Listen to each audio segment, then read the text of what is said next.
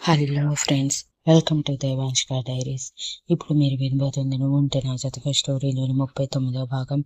అసలు ఏం జరిగిందంటే, సమన్వి ఎంతసేపు చూస్తున్నా వేణు కనీసం తన వైపు చూపు కూడా తిప్పకపోయేసరికి కోపం వచ్చి ఇడ్లీ తింటున్న ఫోర్క్ కావాలని కిందకి వేసి అది తీస్తున్నట్టు కిందకి వంగి తన ఎదురుగా ఉన్న వేణు కాళ్ళల్లోకి టపీ టపీమని 2 సార్లు పుచ్చి ఏమీ తెలియని అమాయకురాలిలా పైకి లేచి వేణు వైపు చూసేసరికి అప్పటికే నొప్పికి అరిస్తే అందరి ముందు ఎంబారెసింగ్గా ఉంటుందని అదిరిపడి సమన్వి వైపు కోపంగా చూశాడు ఒక్కసారి. ఇంతలో శక్తి, రుద్ర, మంజుల గారు, ఆనంద్ గారు ఏమైందిరా, ఎందుకలా ఎగిరావు, టిఫిన్ బాగోలేదా ఏంటి అని అడుగుతారు. వేణు పళ్ళు నూరుతూ అదేం లేదు ఆంటీ, బాగానే ఉంది. అయినా మీ ఇంట్లో చేసిన ఫుడ్కి ఎవరైనా వంకలు పెడతారా, చాలా బాగుంటుంది.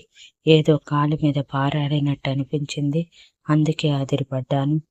యూ క్యారియన్ అని అంటూ ఉండగానే సమన్వి వేణు కాళ్ళ వేలు పట్టుకుని లాగుతూ ఉంటుంది. వేణుకి కోపం వచ్చి సమన్వి కాళ్ళ మీద తన కాళ్ళు వేసి నొక్కుతూ ఉంటే సమన్వి ఆ నొప్పికి మొహం ముడిచి వేణు వైపు చూస్తుంది. వేణు బాగా అయ్యిందా అని ఎవరూ చూడకుండా నాలుక బయట పెట్టి వెక్కిరించగానే ఆ మాత్రం దానికి సమన్వి రాకెట్ వేసుకుని చంద్రుడి మీదకి ఒక ట్రిప్ వేసి మరి ల్యాండింగ్ అయ్యి ముద్దు పెడుతున్నట్టు మూతి ముందుకు తీసుకువచ్చి ఎవరో చూడకుండా ఫ్లయింగ్ కిస్ ఇస్తుంది. అప్పటి వరకు వేణు ఏం చేస్తున్నాడో అర్థం కాక అప్పుడు చూసుకొని వెంటనే సమన్వి కాళ్ళ మీద తన కాలు తీసుకొని తలదించుకొని టిఫిన్ చేస్తూ ఉంటాడు. అప్పటి వరకు క్లోజ్గా ఉన్న వేణు వెంటనే మళ్ళీ తనని ఎవరో అన్నట్టు పట్టించుకోకుండా ఉండటం చూసి సమన్వి కళ్ళల్లో నీళ్లు తిరిగి బాధగా టిఫిన్ చేయకుండానే పైకి లేచి నాకు కాలేజ్ టైం అవుతుంది అంటూ లోపలికి వెళ్ళిపోతుంది. ఒక గంట అంతా కనిపెడుతూ ఉన్న రుద్ర వేణుతో మాట్లాడాలని ఫిక్స్ అయ్యి టిఫిన్ చేస్తూ ఉంటాడు.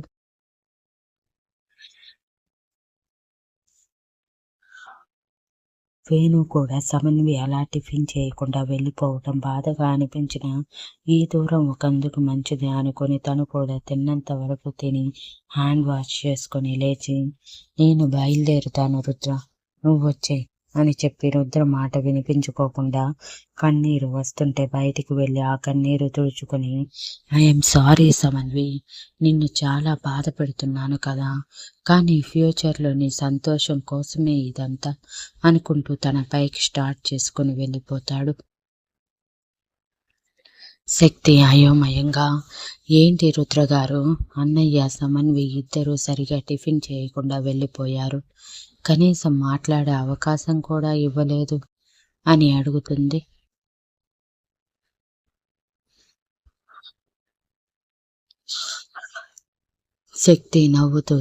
రుద్ర నవ్వుతూ శక్తి చెవి దగ్గర వాళ్ళకి అదో రకం రోగంలే, నువ్వది పట్టించుకోకు, ఇద్దరికి ఆ రోగం త్వరలోనే కుదిరించేస్తాను అని చెప్పి నవ్వుతూ టిఫిన్ పూర్తి చేసి రూమ్లోకి వెళ్ళి తన కోట్, ల్యాప్టాప్, బ్యాగ్ తీసుకుని బయలుదేరితే శక్తి నవ్వుతూ ఎదురు నిలబడుతుంది.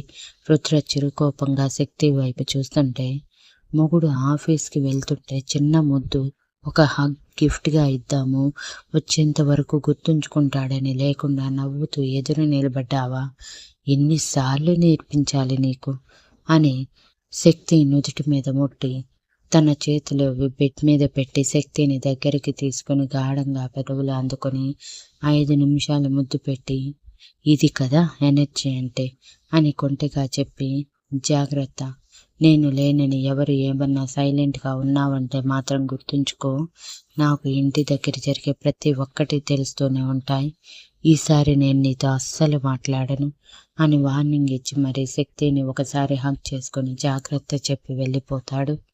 శక్తి నవ్వుతూ రుద్రవనికి వెళ్ళి కారు ఎక్కుతున్న రుద్రతో మీరు చెప్పినట్టే నేను సైలెంట్గా ఉండను రుద్రగారు, ఈరోజు మీరే చూస్తారు కదా, ఖచ్చితంగా మీరు నన్ను మెచ్చుకోకపోతే చూడండి అని చెప్పి పంపించేసి నవ్వుతూ లోపలికి వస్తుంది. ఎప్పుడెప్పుడు శక్తి ఒంటరిగా దొరుకుతుందా, ఎప్పుడెప్పుడు తెప్పుదామా అని ఎదురు చూస్తున్న మీనాక్షి గారు తన వల్లే స్వాతి ఆ ఇంటి కోడలు కాకుండా పోయిందన్న కోపం, రుద్ర తనని మిడిల్ క్లాస్ ఇంటికి పంపుతున్నాడన్న కోపం రెండూ మిక్స్ అయ్యి అందరూ ఎవరి పనులకి వాళ్ళు వెళ్ళిపోగానే శక్తి లోపలికి రావటమే, రామ్మా మహారాణి, నీకోసమే ఎదురు చూస్తున్నాము అని వెటకారంగా అంటూ, నీ వల్లే నా కూతురు ఈ పరిస్థితుల్లో ఉంది. నువ్వనే దానివి నా రుద్రకి పరిచయం కాకుండా ఉండుంటే నా కూతురు ఈ ఇంటికి మహారాణిలా ఉండేది. నీ దరిద్రం వల్లే ఇదంతా జరుగుతుంది. బిడ్డొచ్చిన వేళ కొట్టొచ్చిన వేళ అంటారు. నీలాగే నువ్వు ఏం ముహూర్తాన మా ఈ రుద్ర జీవితంలో అడుగు పెట్టావో లేదో నా కూతురి జీవితం అతలాకుతలమైపోయింది.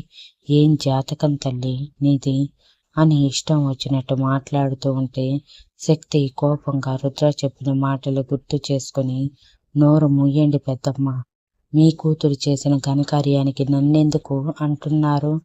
కూతుర్ని పెంచడం తెలియక పెడదారి పడుతుంటే పట్టించుకోకుండా బలాదూర్లు తిరుగుతూ ఉంటే వదిలేసి ఇప్పుడు నెత్తి నోరు కొట్టుకుంటే తిరిగి ముందున్న జీవితం వస్తాయా?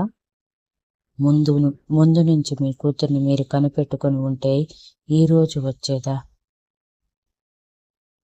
అయినా రుద్రగారు ఏమైనా మీ కూతుర్ని ఇష్టపడ్డారా పెళ్లి చేసుకోవటానికి?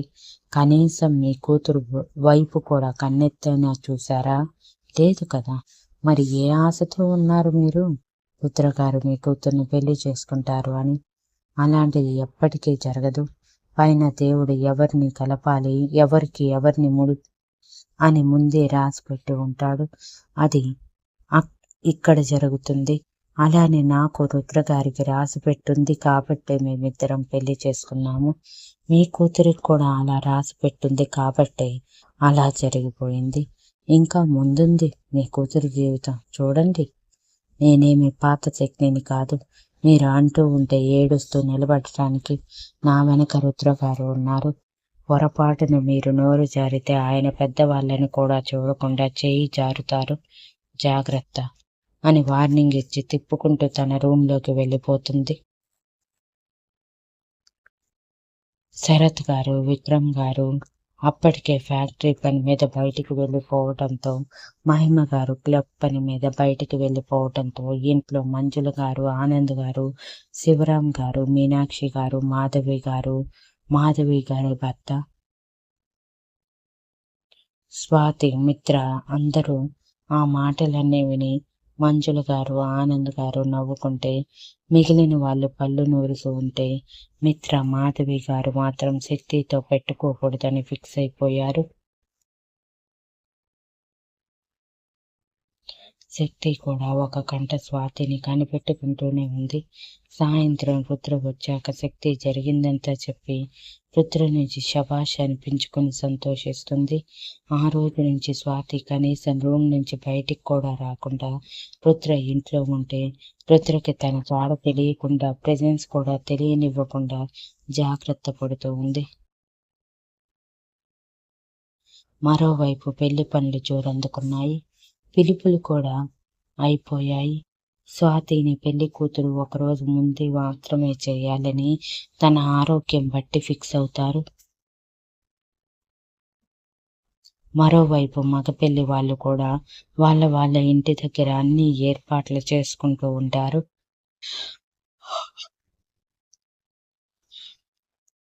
అలా చూస్తూ ఉండగానే స్వాతిని పెళ్లి కూతుర్ని చేయటం, పెళ్లి మండపాలు రెడీ అవ్వటం, మగ పెళ్లి వాళ్ళు రావటం, విడిది ఇల్లు పెంట్ హౌస్గా ఇవ్వటం, గెస్ట్స్ రావటం, పెళ్లి పీటల మీద స్వాతి బాయ్ ఫ్రెండ్ కూర్చోవటం, పంతులు గారు మంత్రాలు చదవటం, బంధువులు ఇంత సడన్గా పెళ్ళెందుకు చేస్తున్నారని గుసగుసలాడుకోవటం, ఒకదాని వెనుక ఒకటి ఆటోమేటిక్గా జరిగిపోతూనే ఉన్నాయి.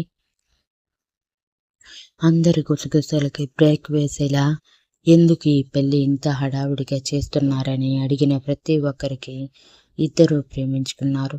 అందుకే కులం, గోత్రం, బీద, ధనిక చూడకుండా కూతురు ప్రేమించిన అబ్బాయిని ఇచ్చి పెళ్లి చేస్తున్నామని ప్రతి ఒక్కరూ చెప్పుకునేలా చెప్పేసరికి రుద్ర కుటుంబ హోదా ఇంకొంచెం పెరిగి మనసున్న మనుషులని మరోసారి గుర్తింపు పడుతుంది.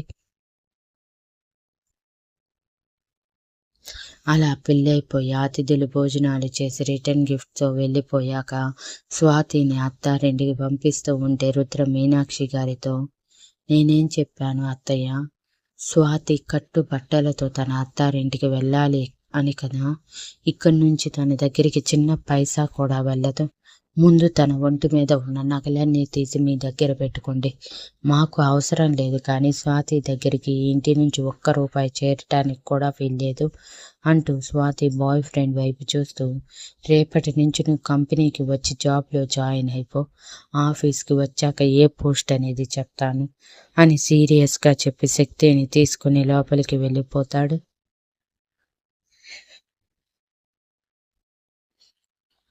రుద్ర చెప్పిన మాటకి ఎవరు ఎదురు చెప్పకుండా ఉండేసరికి మీనాక్షి గారు బాధగా ఆనంద్ గారి వైపు చూస్తూ, మీరైనా చెప్పండి నాన్న, కనీసం ఆడపిల్లకి పుట్టింటి నుంచి నగలైనా పెట్టకపోతే ఎలా? మన పరువు ఏమైపోవాలి? దానికి తిరిగి అత్తారింట్లో ఏమాత్రం గౌరవం ఉంటుంది? కనీసం ఇలాగైనా వెళ్ళనివ్వండి. కానీ కట్నం వద్దు, కానీ దాని ఒంటి మీద ఉన్న నగల వరకు దానికి ఇచ్చేయండి అని అడుగుతుంది. ఆనంద్ గారు ఏ భావం లేకుండా, రుద్ర ఒకటి చెప్పాడంటే అది స్వాతి మంచి కోసమే అయ్యుంటుంది. ఆలోచించకుండా నగలు తీసుకొని దాచిపెట్టు అని చెప్పి ఆయన కూడా లోపలికి వెళ్ళేసరికి స్వాతి కోపంగా, నాకేమీ అక్కర్లేదు ఇక్కడి నుంచి ఆనా పైసా, అక్కడికి వెళ్ళి నేను దర్జాగా బ్రతకగలను అని చెప్పి తనే ఒంటి మీద ఉన్న నగలన్నీ తీసి మీనాక్షి గారికి ఇస్తుంది. ఒంటి మీద ఉన్న పట్టు చీర పసుపు తాడుతో మాత్రమే ఇల్లు దాటి అత్తారింటికి వెళ్తుంది.